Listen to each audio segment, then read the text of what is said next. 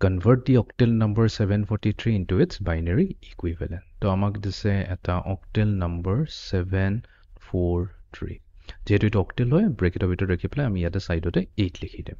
ইয়াক কৈছে এই নাম্বাৰটোক আমি লৈ যাব লাগিব ইয়াৰ বাইনাৰী ইকুইভেলেন্টলৈ তো তাৰ কাৰণে আমি কি কৰিম 743 এটা অলপ স্প্ৰেড আউট কৰি লিখি লম এতিয়া আমি এটা কাম কৰিম 8421 এই কোডটো মনত ৰাখিম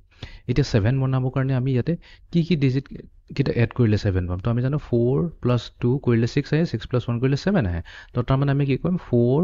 2 আৰু 1 ৰ তলত 1 লিখি দিম 8 ৰ তলত 0 লিখি দিম বাট আমিতো জানো আমাকতো খালি তিনটা বিটহে লাগে এলএসবি ৰ পৰা কাউন্ট কৰিলে হ'ল 1 2 3 তো 7 ৰ কেছত আমি লম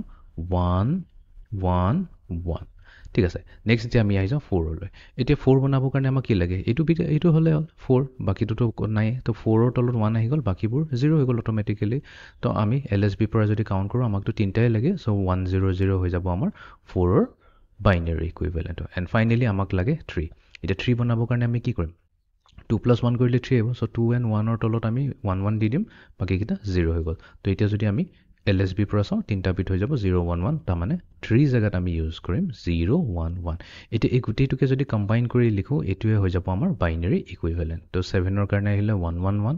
4 ৰ কাৰণে আহিলে 1 0 0 and 3 ৰ কাৰণে আহিলে আমাৰ 0 1 1 তো এটোৱে হৈ যায় 743 ইয়াৰ বাইনাৰী ইকুইভেলেন্ট